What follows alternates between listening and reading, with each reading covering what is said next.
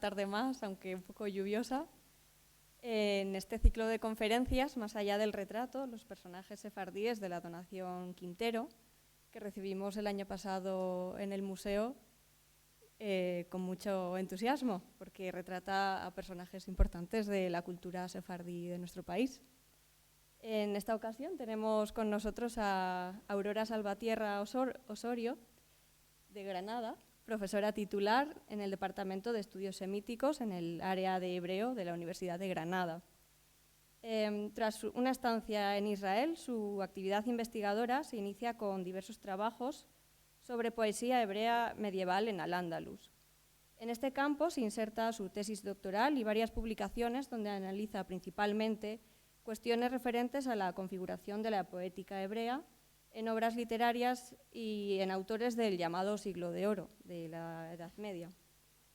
A estas cuestiones se dedica, entre otras, la monografía Cantos de boda hispano-hebreos o distintos artículos aparecidos en revistas y obras colectivas. Posteriormente, su interés se ha orientado hacia el estudio de la producción textual hebrea a partir de los siglos XII y XIII, ya en un contexto romance y en un entorno sociocultural cristiano. Se ha ocupado especialmente de obras consideradas menores en la producción de autores relevantes, en las que los contactos culturales entre las tradiciones hebrea, árabe y romance han sido relevantes. Estas líneas de trabajo se han combinado a lo largo del tiempo con estudios en torno al contexto del judaísmo rabínico, en concreto en el ámbito de la legislación relativa a las mujeres, que ha dado lugar a diferentes monografías y artículos también. A lo largo de su trayectoria académica ha sido miembro de proyectos de investigación financiados tanto por el Ministerio como por la Junta de Andalucía. Ha participado en numerosos congresos y reuniones científicas nacionales e internacionales y ha dirigido trabajos de investigación de máster y varias tesis doctorales en el ámbito de los textos medievales hebreos y la literatura comparada.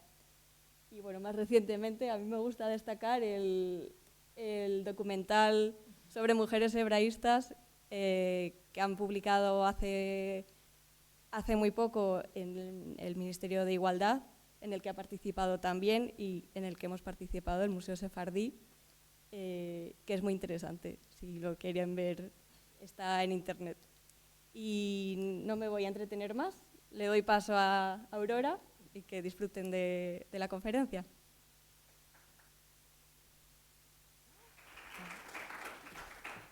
Bueno, pues buenas tardes. Yo quiero comenzar como ella por agradecerle su presencia aquí, porque esta es una ciudad maravillosa y una luz maravillosa, pero también hace un día en el que resulta apetecible permanecer en casa, así que le agradezco mucho su presencia.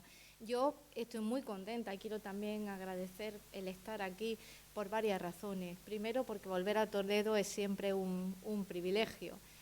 Segundo, porque me ha encantado poder ver en directo esta tarde pues los cuadros de Daniel Quintero, que son realmente hermosos y que, en mi opinión, pues contribuyen mucho a través del arte a recuperar a estos personajes que muchas veces pues son muy poco conocidos y que, sin embargo, son individuos apasionantes que vivieron en un periodo apasionante, en un periodo plurilingüístico, plurirreligioso, y donde las fronteras son espacios que separan, pero son también espacios que unen y donde ocurren cosas realmente interesantes.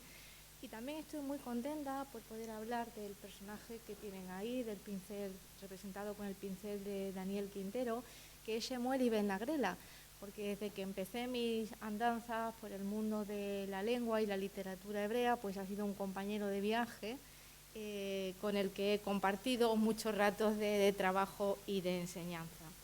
Así que lo que yo les voy a proponer aquí es hacer un viaje hacia el pasado, un viaje hacia la Al-Ándalus de los siglos X y XI, para acercarnos a la figura, a la persona de Shemuel Ibn Agrela, porque fue allí donde vive, escribe y donde también muestra su poder. Tengo que comenzar por decirles que no tenemos ningún testimonio material que nos ayude a acercarnos a Shemuel Ibn Agrela.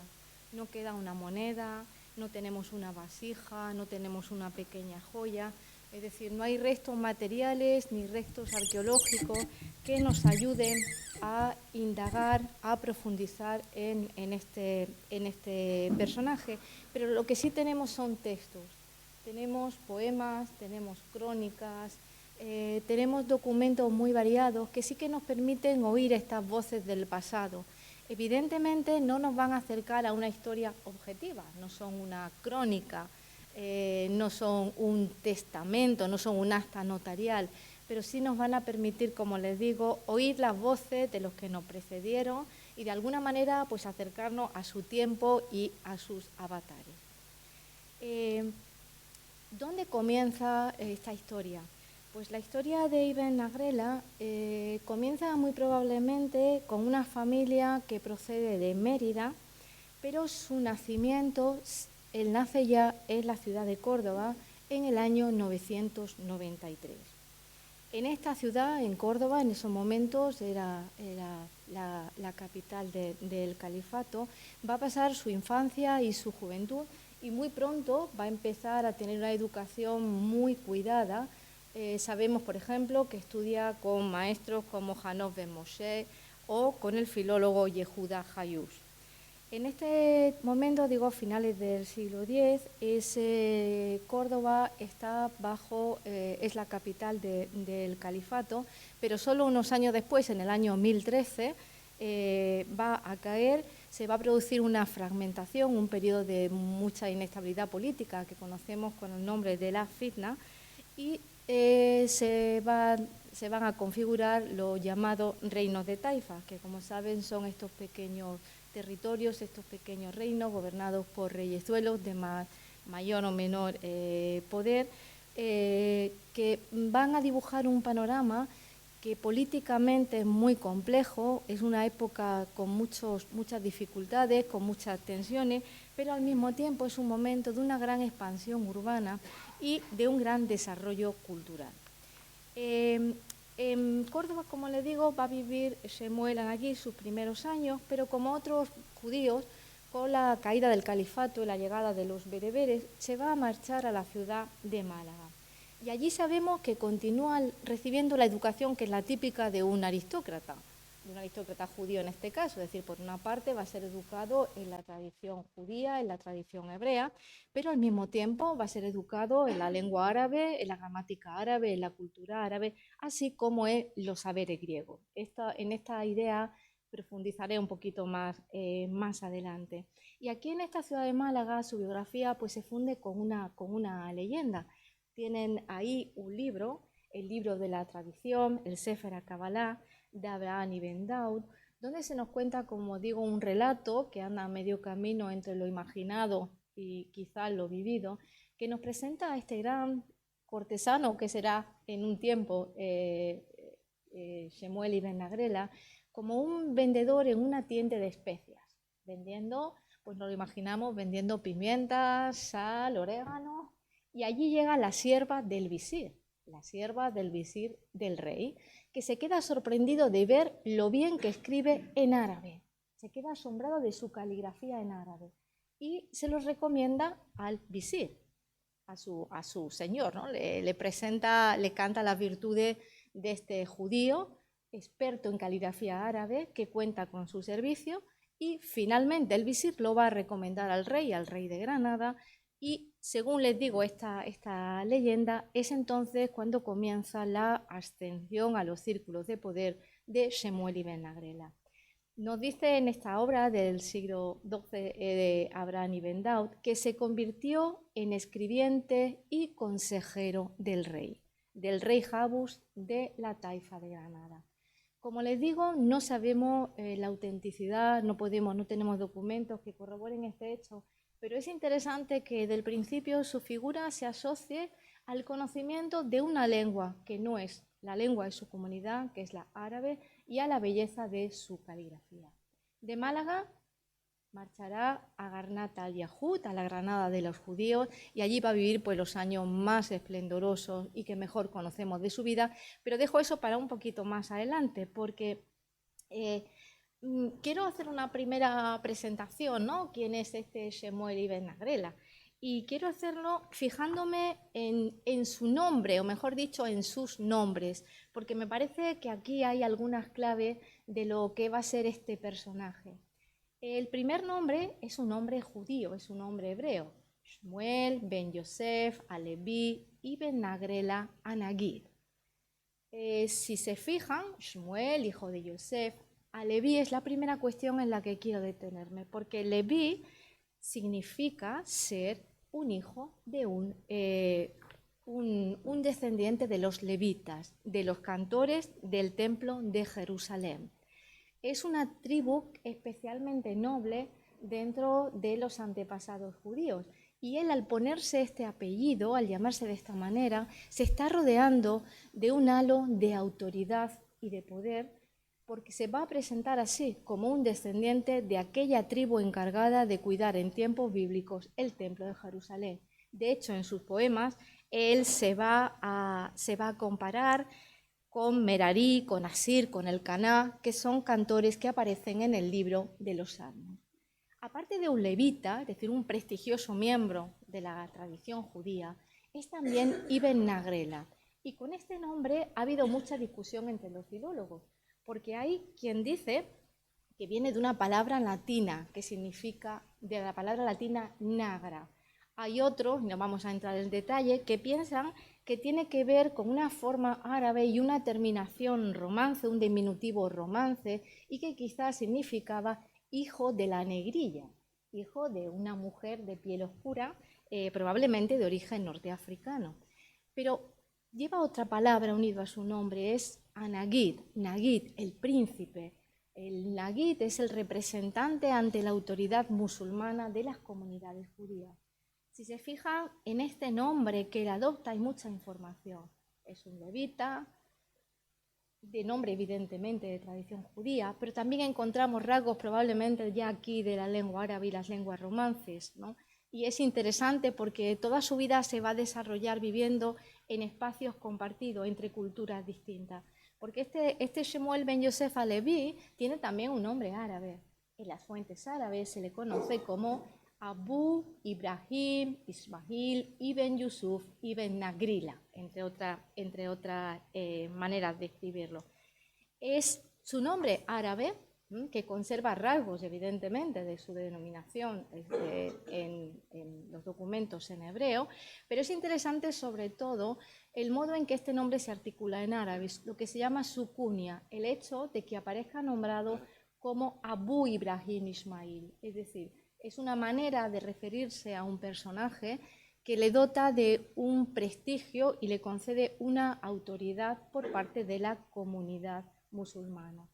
Y esto me interesa destacarlo y por eso he puesto estos dos nombres, porque la vida de Shemuel Anagid va a estar a medio camino entre el mundo que podríamos llamar de la sinagoga, el mundo de la tradición judía, el mundo de los judíos piadosos y el mundo de la corte árabe, el mundo de la lengua árabe y de una cultura musulmana. Les pongo aquí esta idea, esta manera de referirse a Shemuel ibn Nagrela, como a muchos otros, que es la de judío arabizado. Estos grandes personajes del Al-Ándalus del siglo de oro, del Al-Ándalus de los siglos X, XI y XII, son individuos enormemente interesantes, entre otras cosas porque van a vivir en dos espacios culturales, lingüísticos y religiosos muy distintos en principio, que por un lado van a tener una frontera muy rígida en lo que se refiere a asuntos religiosos, pero que van a ser muy permeables en otras muchas cuestiones. Comienzo por recordarles que en este momento ni Shemuel Anagid, ni el resto de los aristócratas y cortesanos andalusíes, ni el resto de los judíos hablan hablan hebreo. El hebreo como lengua hablada ha desaparecido hace ya mucho tiempo. Así que la lengua en la que se comunican, la lengua de su día a día, es la lengua árabe. Viven en esta situación que conocemos como de diglosia lingüística, es decir, se vive con dos lenguas y a cada una se le asignan unas funciones determinadas.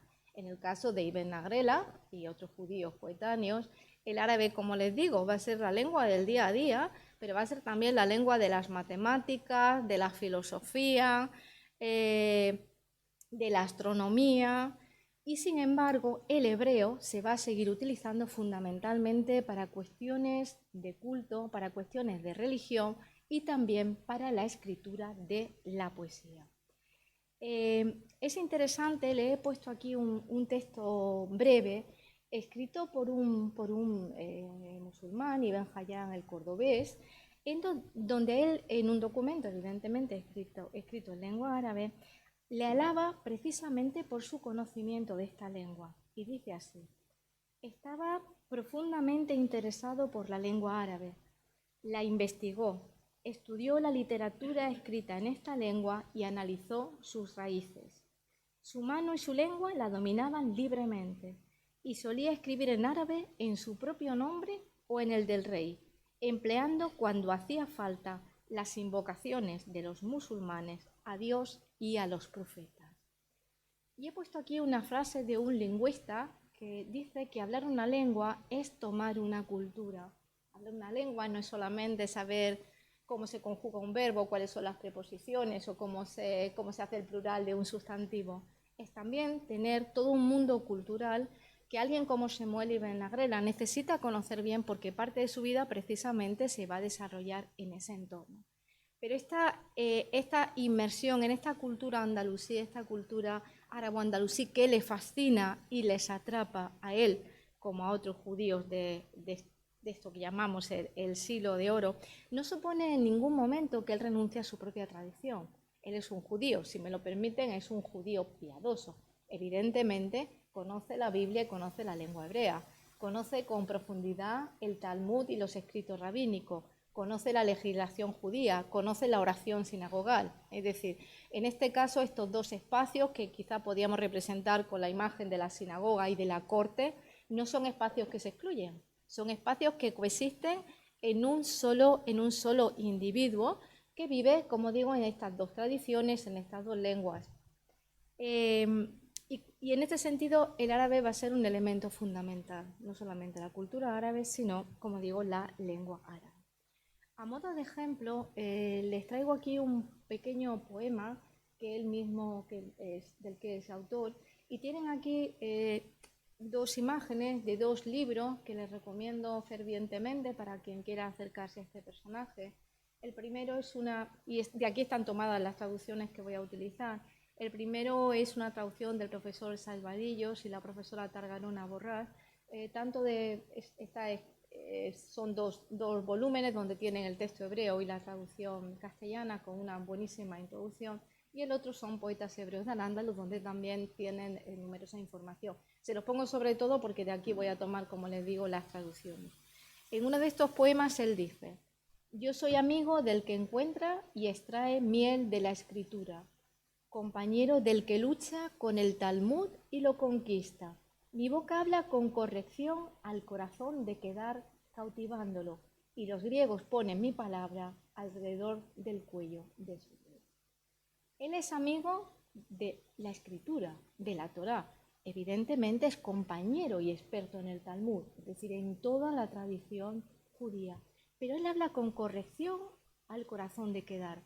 Kedar es una tribu ismaelita en la Biblia hebrea, que en esta poesía es la palabra que se utiliza como referencia para hacer alusión a los musulmanes. Él dice: yo hablo con corrección el árabe. Pero también, si se fijan, los griegos ponen mi palabra alrededor del cuello de su rey.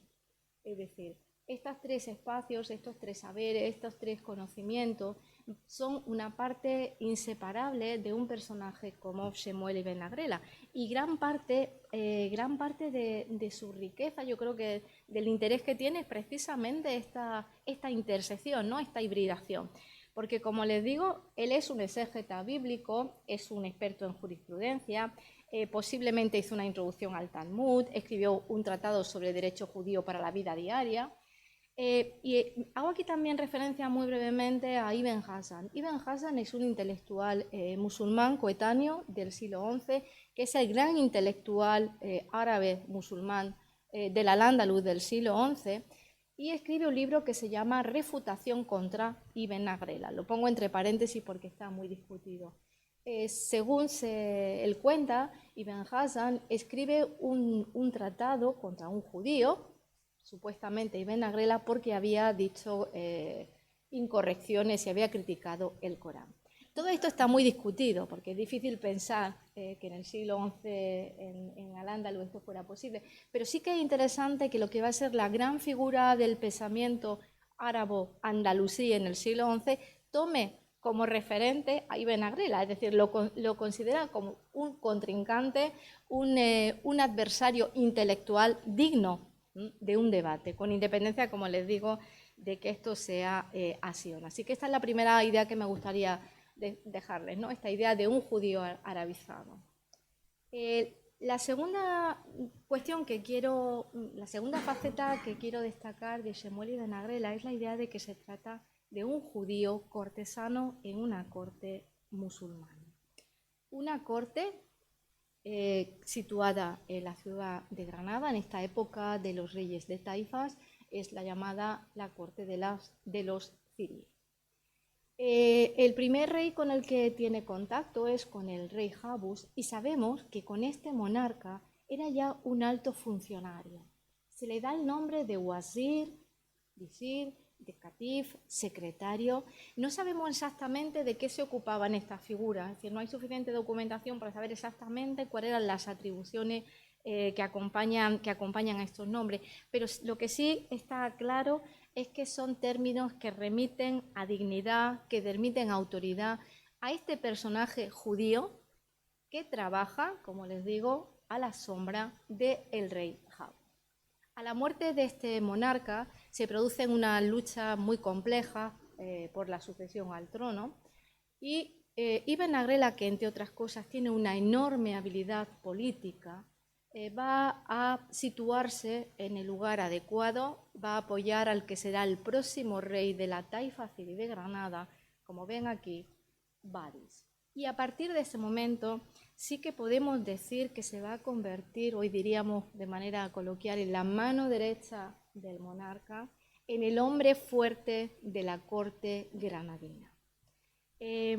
Su posición la conocemos, entre otras cosas, por las memorias del que fue el último rey zirí de Granada, del rey Abdala, que nos cuenta precisamente todas las complejas maniobras que se dieron tras la muerte del rey Jabus y que llevan, como digo, al rey Badis, junto al rey Badis, a nuestro Shemuel Ibn Agrela.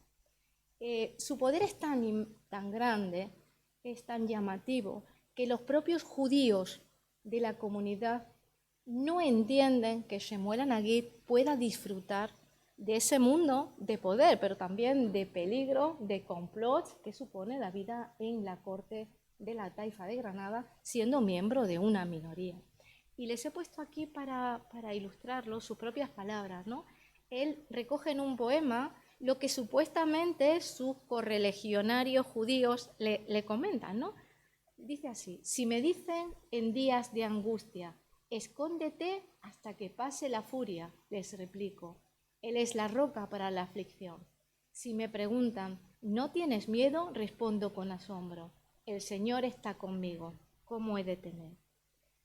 Como les digo, estos poemas vienen a representar, estos versos reflejan el propio desconcierto de la comunidad judía por tener a un personaje en un lugar de la corte musulmana de tal altura y, digamos, y de tal responsabilidad.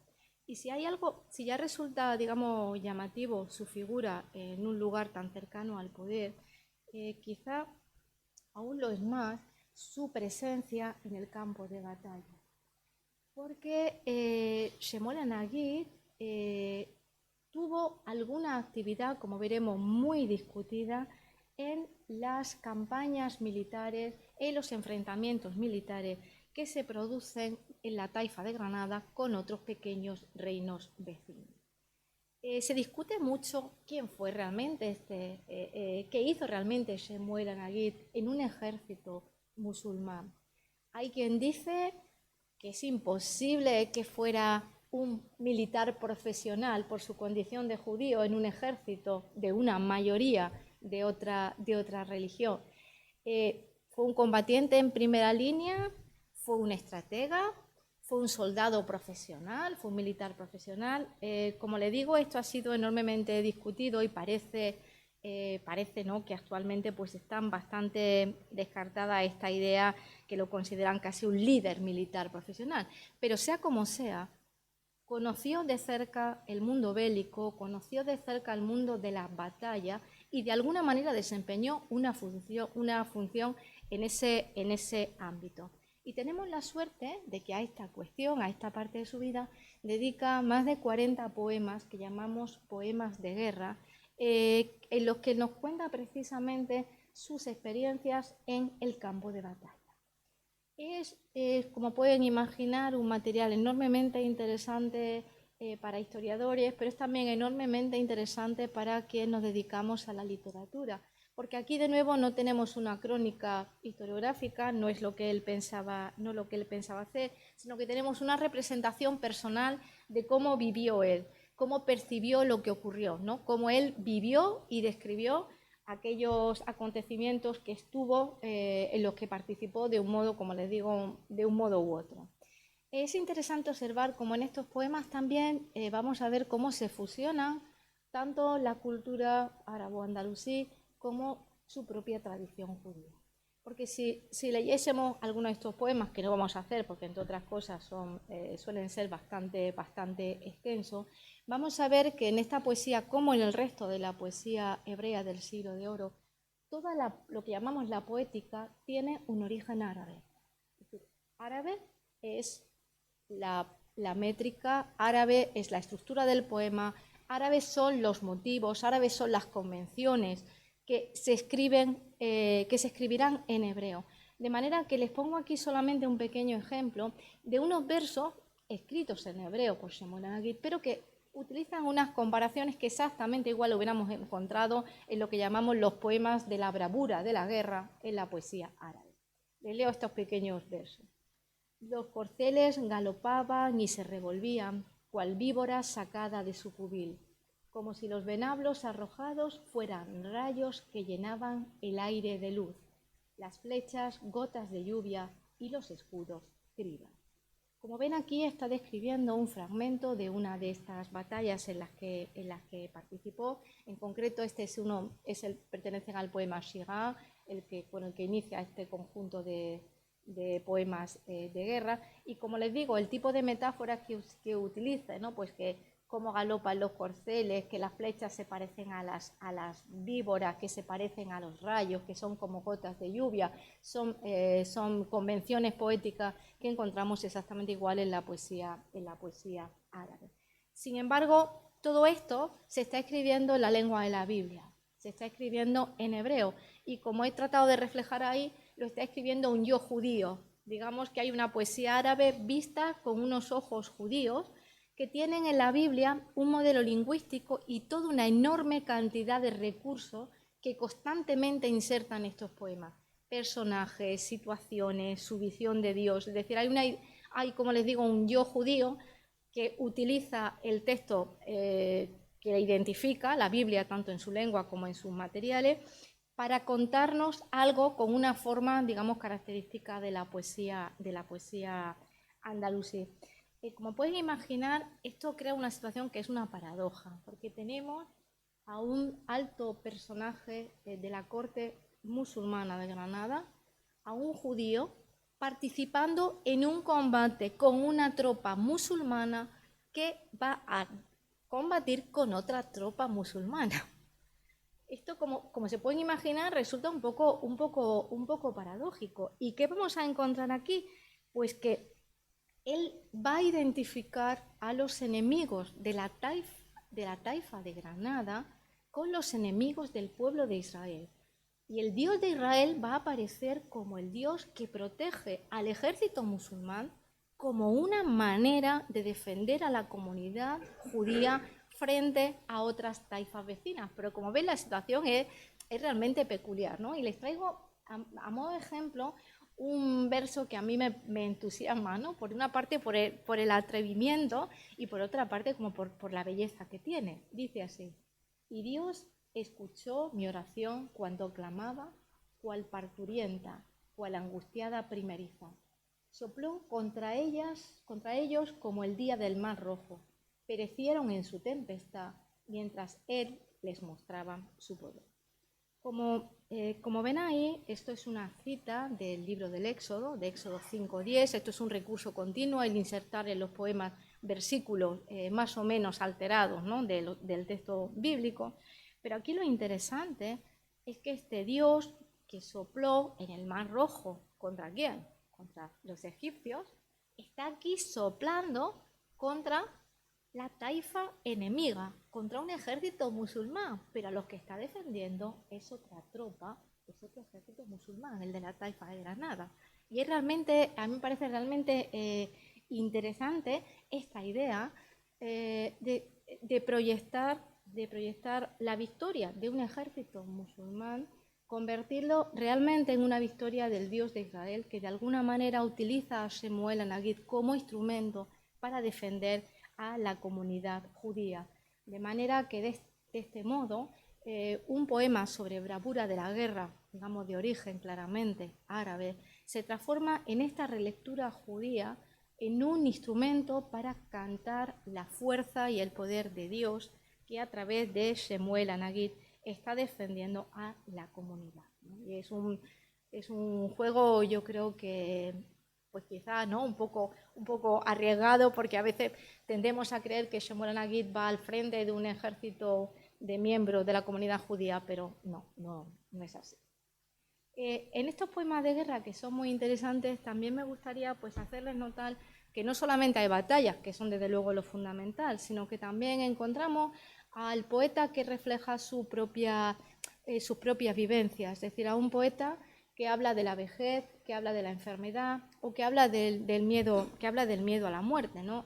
Les doy un pequeño fragmento donde él, precisamente ya de edad avanzada, pues expresa su temor, ¿no? Y dice así: las tumbas de mis amigos dicen que yo con ellos estaré mañana, que a su lado fijaré mi tienda en mi destierro, y ya que de nuevo a mi niñez regresar no puedo, coged la azada y comenzad a preparar mi fosa. Porque está en un campo de batalla y tiene miedo de morir. Y otras veces lo que encontramos en estos poemas son correspondencia con sus hijos, ¿no? En este caso les pongo aquí un fragmento en el que responde a una carta que le dirige uno de sus hijos cuando no se encuentra en la ciudad de Granada, sino que está combatiendo en una u otra posición, como le digo, muy discutida fuera de la ciudad. Leo solamente el principio, pero como dice, cuando llegó a su padre, su poema lo abrió, atento a entender lo que escribiera. Alejó la carta la pena de mi corazón, cogió con la mano su fugitivo gozo haciéndolo volver, enjugó su cólera y su enfado, sus tristezas y sus conflictos con una pátula. Estas son las reflexiones de un padre, Shemuel Anagid, que ve en la carta que ha recibido de su hijo, en este caso de su hijo Yosef, pues un consuelo en medio de la tristeza y en medio pues de la violencia de la batalla. Así que es interesante, les digo, estos poemas de guerra son fundamentalmente poemas bélicos, pero son, como he puesto ahí, aquí más arriba, ¿no?, son un diario de campaña. Hay mucho más que batalla. De manera que tenemos a un Shemuel Anagid poderoso en la taifa del reino de Granada, un visir, un escriba y un personaje con un papel de un cierto protagonismo en las campañas bélicas. Esto es tan excepcional que de hecho es el único judío que conocemos a lo largo de la Edad Media que llega a un lugar semejante. Ha habido otros judíos poderosos, pero ninguno que haya asumido las cotas de poder que parece haber asumido Shemuel Anagid y que lo haya ocupado durante tanto tiempo, al menos durante 18 años. Fue un cortesano de una enorme importancia en la taifa de Granada. Y como les decía, pues se han preguntado, ¿no? Los mismos contemporáneos se preguntaban, ¿esto cómo es posible, no? Algunos decían, bueno, es por su don de gente, es una enorme habilidad que hubo de tenerla, ¿no? Para manejarse en situaciones complicadas. Hay fuentes árabes que hablan de su enorme inteligencia. Hay quien dice que no, que ocupó esta situación de poder precisamente por ser de la gente del libro, es decir, por no ser musulmán, por ser un dhimmi, que de alguna manera no era realmente un enemigo para el rey. Era impensable que un judío, digamos, hiciera una estrategia para ocupar el poder, cosa que sí ocurría con otros tribus y otros mandatarios musulmanes. Y hay quien dice, bueno, no, realmente lo que le llevó a este lugar fue su dinero, ¿no? Abdala, el último rey de la taifa de Granada, dice: este individuo podía sacarles el dinero y dárselo al rey. Gracias a su inmensa fortuna, Samuel estaba en condiciones de adelantar a Badis la recaudación, encargándose luego de percibirla mediante sus agentes. Es decir, hay muchas visiones distintas, ¿no?, que tratan de explicar algo que realmente es muy sorprendente.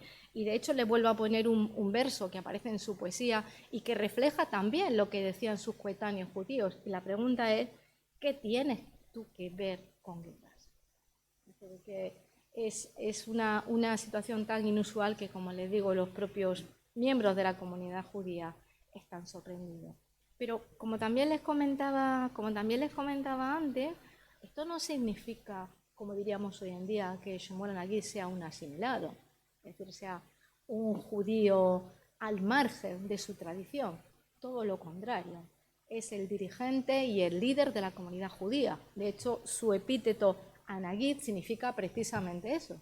Es el título de aquella persona encargada de representar a la comunidad ante el poder mayoritario. Es decir, él tiene una poderosísima y una prestigiosa posición también dentro de las comunidades judías. De hecho, como hemos visto en el poema, en los poemas anteriores, cuando hay una victoria de la taifa de Granada, realmente él piensa que es algo que el Dios de Israel está haciendo para defender a la propia comunidad, de manera que él entiende que los ataques que él recibe son ataques a la propia comunidad que él representa. No sabemos exactamente las actuaciones concretas que él tuvo con respecto a las comunidades judías andalusíes, pero sí sabemos la enorme prestigio, la enorme autoridad de la que disfrutó en Al-Ándalus. Los autores coetáneos le alaban por su piedad, por su justicia, por su ciencia, por su sabiduría, y lo hacen personajes de la talla del gran poeta Moshe Ibn Ezra, o como aquí tienen Yehud al-Harizi en su Tajemoni, que le llama el príncipe de todos los príncipes que los judíos tuvieron. Esto, evidentemente, estamos ya en fuentes hebreas, escritas por judíos en lengua hebrea. Pero no solamente en Al-Ándalus, no solamente en la península, sino que sabemos que su fama se extiende a Oriente, que en Jerusalén y en Babilonia le admiran, que tiene relaciones con los maestros de África, de Egipto, de Babilonia, que muestra su admiración también por los maestros del norte de África, de Pumbedita. Aquí les he puesto un pequeño ejemplo, ¿no?, para que vean la repercusión de esta figura en el ámbito judío. Favoreció mucho a Israel en Sefarad. Voy a leerlo aquí que lo tengo más largo. Favoreció mucho a Israel en Sefarad, en el Magreb, Ifriquilla, Egipto, Sicilia y hasta en la Academia de Babilonia y en la Ciudad Santa. Ayudó con su propio dinero a todos los estudiosos de la Torá de esos países y adquirió muchos libros sagrados. A todo el que deseaba consagrarse a la Torá en Sefarad o en los países mencionados, él les procuraba fondos. Tenía escribas que le copiaran la Mishnah y el Talmud a fin de regalárselo a los discípulos que no podían adquirirlos por sí mismos, tanto en las escuelas de Sefarad como en los lugares mencionados. Junto con eso, proporcionaba aceite de oliva a las sinagogas de Jerusalén todos los años, sacándolo de su propia casa. Como ven, es el líder, es el personaje admirado, la autoridad reconocida por las comunidades judías, tanto en el norte de África como en la península, como en Oriente. Como ven, él se ocupa también de apoyar el estudio y las tradiciones judías, porque él es un judío piadoso, ¿no? Y les pongo un último ejemplo, en este caso de una carta de la famosa Genisa del Cairo, donde también le llaman Naguid del exilio y Nasí del pueblo, príncipe, rab excelente, ilustre rabino, maestro de saberes. Como ustedes ven, es el orgullo de la comunidad, es un sabio, es un maestro piadoso en todo el mundo judío. Pero es más cosas, no solamente es un cortesano, no solamente es un líder, de la comunidad judía, es también un intelectual y un poeta. Y quiero empezar por ver la descripción que hacía de él Seadi Ben Danán en el siglo XV, donde dice: gran conocedor de la Torá y la filosofía, importante poeta y paitán. Conocía muy bien las costumbres, la lengua, las materias de estudio de los ismaelitas. Redactó varios libros de ciencias talmúdicas, de gramática, de poesía. Compuso un poema para el rey de Granada, Jabus, de 7 versos en 7 lenguas, cada verso en una de ellas.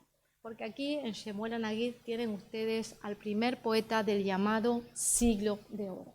Es decir, está este grupo, ¿no?, fascinante de autores, de literatos, Moshe Ben Ezra, Gabirol, Yehuda Halevi, que pues constituyen uno de los momentos más hermosos y más brillantes de la literatura en hebreo de todos los tiempos. Estamos en un tiempo en que la literatura y la poesía es una seña de identidad, en que cualquier aristócrata, tanto árabe como judío, necesita conocer la poesía, necesita conocer la música y necesita incluso componer poemas. Y este es el caso de, como tienen ahí, de Shemuel Anagid. Escribió más de 1700 poemas, es decir, aparte de todo lo que ya le he contado, pues tuvo tiempo para componer esta enorme colección poética que llamamos Diván y que él agrupa en 3 colecciones que recogen nombres de la Biblia: Ben Tejelim, Ben Mishle, Ben Goelet, algo así como hijo de los Salmos, hijo de Proverbios, hijo de Eclesiastés. Casualmente 3 libros que en el texto hebreo se atribuyen al rey David. De alguna manera él se presenta como un descendiente de estos grandes autores, de estos grandes libros y del gran literato, ¿no?, de la Biblia hebrea, que es el rey David.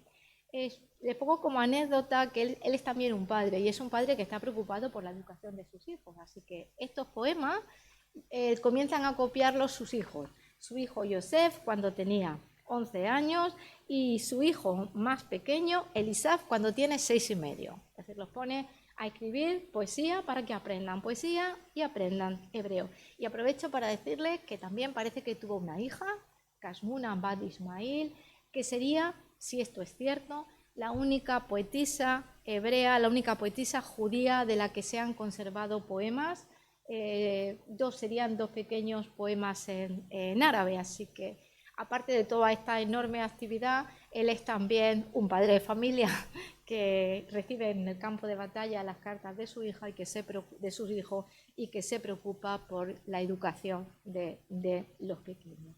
En esta enorme colección de textos, pues de nuevo es interesante, pasa que no voy a pararme ahí, ver cómo de nuevo toda la tradición que emana de la Biblia, tanto la lengua hebrea como todos los recursos, imágenes que de allí se obtienen, se fusionan con el trasfondo de la poesía árabe, lo que se refiere a métrica, estructura o figuras. Y vuelvo un segundo hacia atrás, en Ben Tejilim están los poemas de guerra de los que le hablaban antes, pero están también numerosos poemas de amigo, poemas de vino, poemas de jardín, adivinanzas, es decir, todos los géneros conocidos en este momento en la poética andalusí. Sin embargo, como el propio naturaleza de los libros bíblicos a los que hace alusión, Proverbios y Eclesiastés, pues son poemas más sapienciales.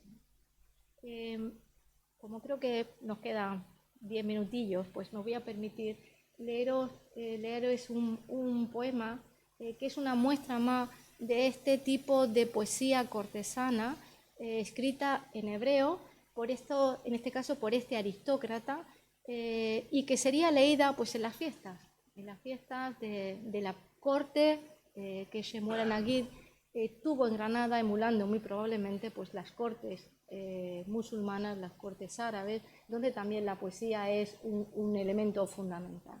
Dice así: mirad, los días ya pasaron, la lluvia temprana enterró el invierno, se ven tortolillos en nuestra tierra, de lo alto de las ramas uno a otro se llaman. Así pues, amigos, mantened el pacto de amistad, daos prisa, no pongáis resistencia. Venid a mi jardín, recoged lirios con aroma de mirro de grano. y bebed entre flores y trinos de golondrinas, reunidas para cantar por el buen tiempo. El vino, que es como mi llanto por la ausencia de los amigos, cual rostro de amante sonrojado. También una poesía enormemente delicada, donde si ustedes conocen el Cantar de los Cantares, pues venid a mi jardín o recoged lirios, pues son versos que se insertan a partir de los versículos de esta obra. Y le he puesto solamente un pequeñito ejemplo de Ben Mishlei, Ben Coelet, donde se recoge este tipo de poesía, no de divertimento, sino mucho más de carácter sapiencial. Dice así: al principio la guerra se parece a una hermosa joven con la que desean entretenerse todos los hombres, pero acaba siendo una vieja repulsiva y cuantos la tratan lloran y sienten dolor. Cual me gusta mucho tratándose a alguien que ha conocido, ¿no?, la batalla de cerca. Aparte de un poeta, él es también algo fundamental en esta cultura de estos aristócratas, de esta élite cortesana. Es un protector de poetas y de intelectuales. Una de las características que definen a este personaje y a algunos otros de sus coetáneos es apoyar económicamente y ofrecer protección a intelectuales y poetas de su tiempo.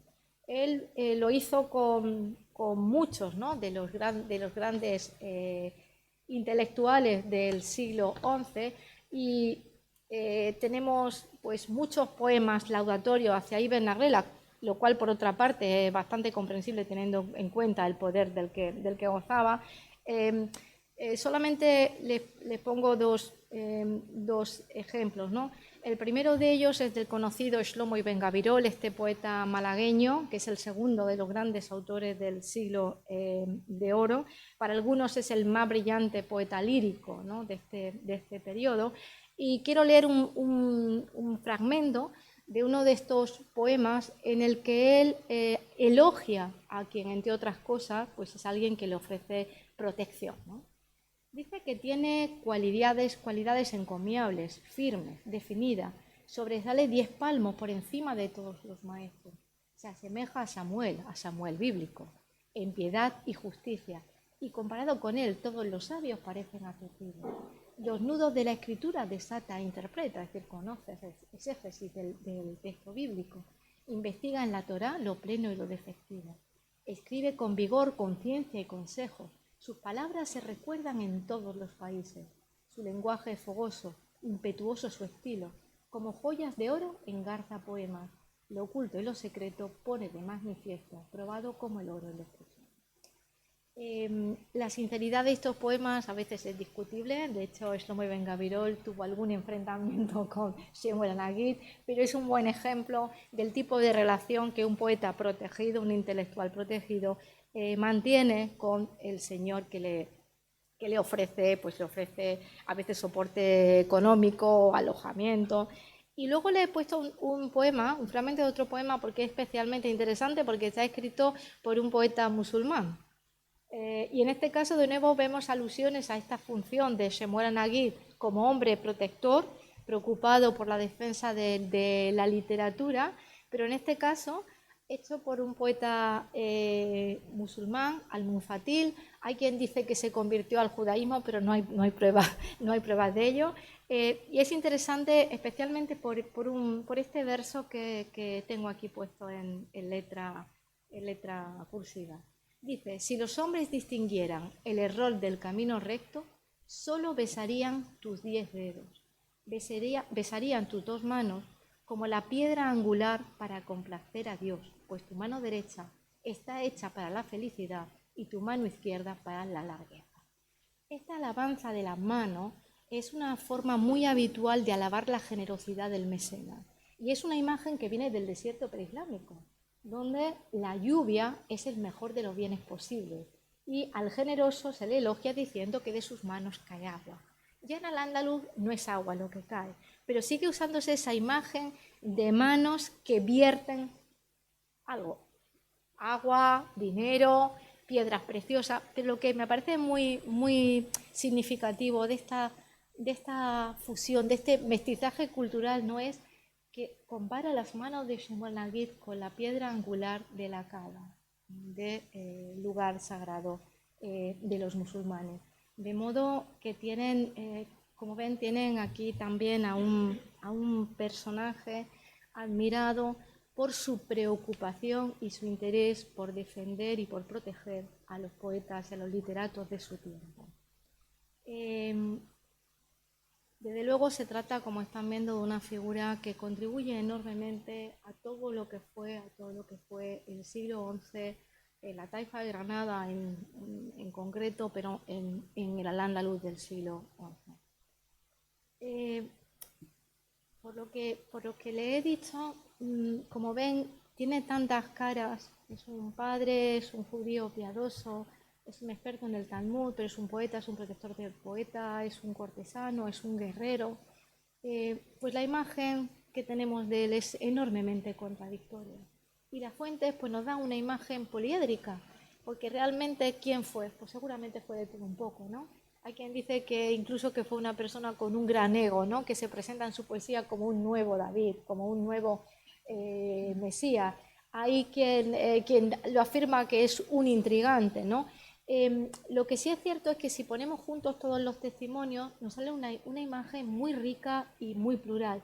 Yo le he seleccionado solamente 3 para que puedan hacerse una idea, ¿no?, de la riqueza del personaje ya en su tiempo. Es decir, son palabras de autores medievales. El primero es de un poeta del siglo XI, Ibn Jalfún, que entresaco algunos fragmentos, ¿no? Dice que es aquel cuyos brazos son sostén y apoyo. En él nos refugiamos de toda angustia por su sabiduría, su conocimiento, su consejo. Tiene amplio corazón, ancha mano, gran hospitalidad. Hombre ilustre, padre de clemencia, hombre de alma noble. Como ven, aquí es todo un panegírico, ¿no? Probablemente muy idealizado, ¿no?, de Shemuel Hanaghi. Pero el siguiente fragmento es de Ibn Hayat al-Qurtubi, de nuevo, es de un musulmán, que lo describe exactamente como podría describir a un aristócrata, a un cortesano musulmán. Dice así: este hombre era en sí mismo, evidentemente está escrito en árabe, en una obra en árabe, ¿no? Este hombre era en sí mismo uno de los hombres más perfectos, aunque Dios no le informó de la verdadera fe. Digamos que está diciendo lo único que le faltaba es ser musulmán, ¿no?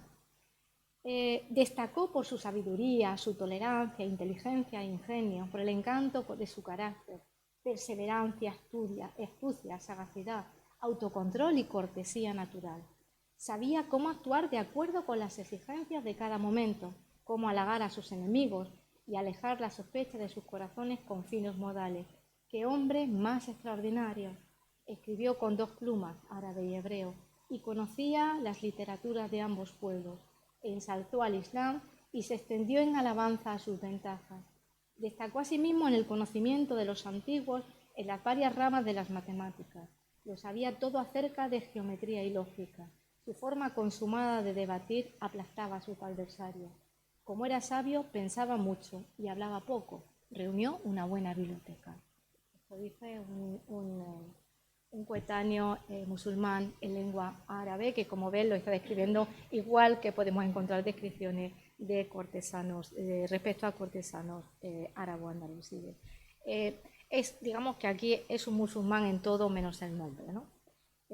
Pero tampoco quiero deciros que todo el mundo pensó que Shemuel Hanaghi era así, ¿no? Aquí tienen una referencia a las memorias del rey Abdala, como les digo, el último rey de la Tafa Ciri de Granada, cuya descripción no es en este caso tan elogiosa, no es tan loable, sino que básicamente lo va a presentar en este y en otros lugares como un intrigante, como una persona que conspira y que se aprovecha, ¿no? Se aprovecha de la juventud del consejero del rey para escalar en puestos de poder, ¿no? Dice, pero en el fondo lo hacía para hacerle daño con sus palabras, ¿no? Va malmetiendo, diciendo, como ves, el hijo de Abul Abbas es un muchacho que prefiere divertirse, merece que hagan la vista gorda y que los disculpe, y aquí estoy yo, que soy su siervo, para hacer sus veces, mándame lo que quiera y se hará enseguida.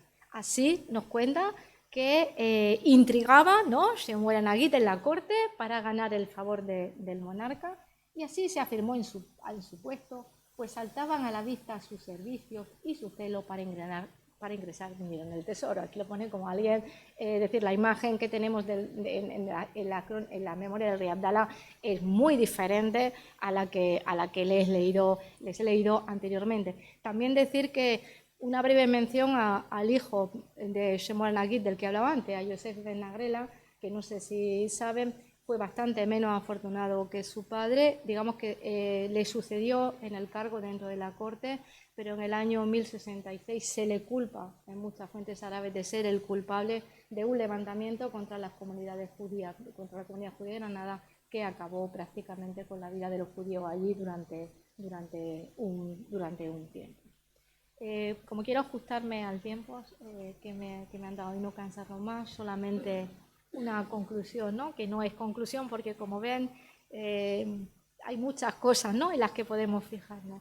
Decirles que Ibn Arrela muere en torno al año 1055 y 1056, entonces es cuando está datado su último poema, y desgraciadamente no sabemos dónde está enterrado, pero yo como granadina tengo que avergonzarme de que no haya en mi ciudad ni siquiera una calle dedicada a este personaje, a este judío tan relevante, entre otras cosas, en el ámbito cultural, en el ámbito de la poesía, que tiene bellísimos poemas en los que describe su ciudad, que es también la mía, y que fue un andalusí, como si me permiten volver al pasado, como yo lo soy, ¿no? Así que en ese sentido, pues en Granada cayó en el olvido. Sin embargo, sí es cierto que durante muchos siglos todos estos autores, tanto Shemua al-Naguib como el resto de los poetas andalusíes, estuvieron sepultados en los manuscritos, pero a partir del siglo XIX, especialmente los judíos ilustrados alemanes, comienzan a recuperar su figura, y Shemua al-Naguib sigue siendo, en el ámbito de la academia, sigue siendo un personaje enormemente interesante. Aquí les pongo una muestra, pues, de una edición del 2015 de su poesía, pero también pues quería ponerle otros testimonios. Hay un cómic, ¿no?, del año 2005, es una especie de tebeo que está protagonizado por este personaje que, como ven aquí, aparece revestido de poder y, sin embargo, tiene en sus manos los rollos de la Torá, porque está hecho para comunidades orientales ortodoxas, ¿no? Y también últimamente, en el 2019, hay un documental que pueden encontrar en la red, donde también le dedican un espacio. Y también tenemos, sí que hay en Israel, calles que llevan su nombre. Y yo creo que lo bueno, es decir, aunque a veces en otro espacio esté olvidado, es que es un clásico, y los clásicos siempre tienen cosas que decirnos, y especialmente en sus textos siempre tienen cosas que contarnos, y muchas cosas no sabemos de él.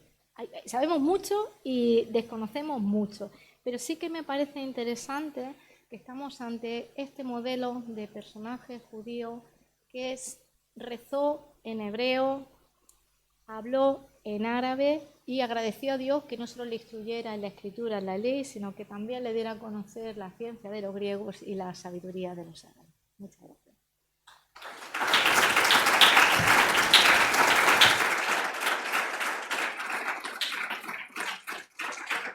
Gracias.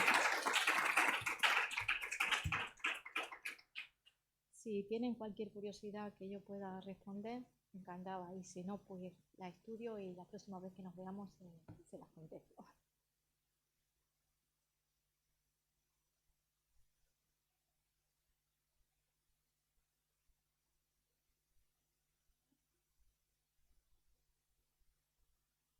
¿Una curiosidad? No. Bien. Sí.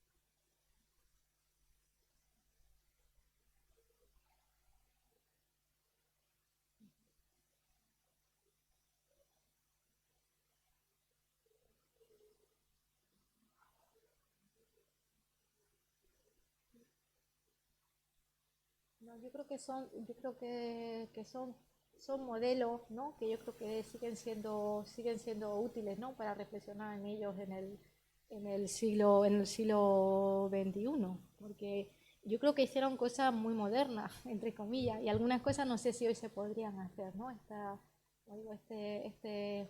juego, ¿no? Y esta posibilidad de vivir entre el mundo de lo sagrado, el mundo de lo profano, hacer poemas de amor, ir a la sinagoga y usar la Biblia para cantar al vino, ¿no? O para hacer una adivinanza. Sí, estoy de acuerdo con usted.